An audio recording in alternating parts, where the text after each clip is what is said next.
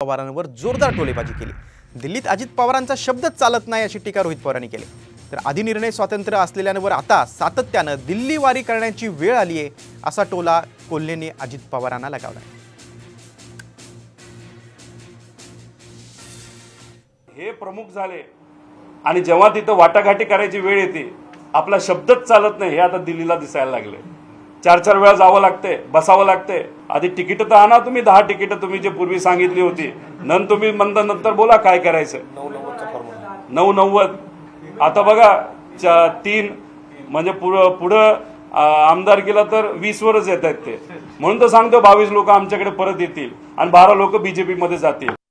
सातत्याने दिल्ली दरबारी वाऱ्या करावं लागणं हा महाराष्ट्राचा स्वाभिमान कुठं नेला जातोय याचं हे द्योतक आहे। कारण ज्यांना एकेकाळी स्वतः निर्णय ठामपणे घेण्याचे अधिकार होते, आज इतक्या मोठ्या नेत्यावर जर दिल्लीच्या मिनतवाऱ्या करण्याची वेळ येत असेल तर हे महाराष्ट्राच्या कोणत्याही मराठी माणसाला हे नक्की स्वाभिमानाला दुखावणार आहे।